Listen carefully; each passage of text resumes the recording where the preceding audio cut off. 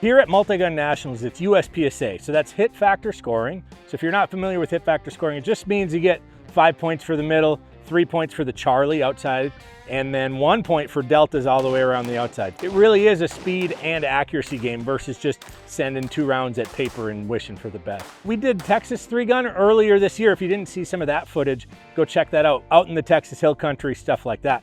The difference between this and Texas was like bay shooting versus the hill country, right? So this is in bays, like a gun range that you've probably been to. It's really cool because you got this problem to solve in a bay. There's tons of different ways to shoot every stage.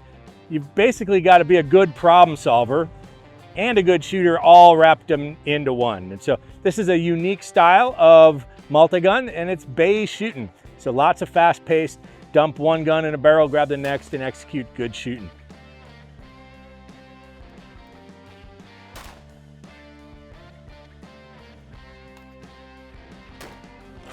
So they got some unique target presentations out here. Challenging shooting for sure. You got this activator foot pedal that activates a swinger at like 30 yards.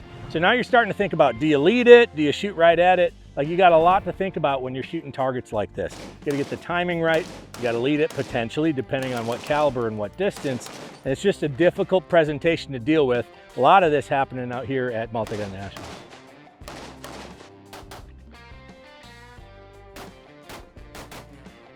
Another difficult thing that we've got to deal with at these matches that they use to really force us to know our chokes on the shotgun or tighten that thing way up is we've got like that red no-shoot behind me.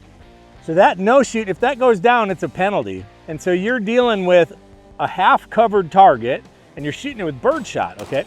And so you got 2 options. 1, go to like a full choke and hope for the best. 2, aim off into the side, into clear air, right?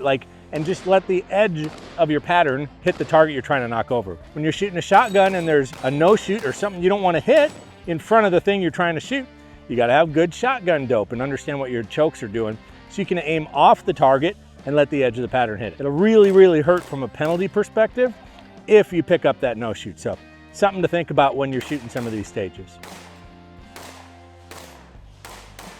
In these bays, partial targets, meaning the black part of the target it's basically hard cover. It means it doesn't count for anything. If you hit the black part of the target, it's nothing. It means nothing.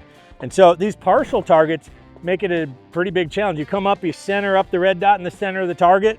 Well, you can see all these little black pasters are people that threw misses. So you've got to deal with this side of the target only, and our shooting area was 35 yards back, right? So you're dealing with difficult presentations throughout the match.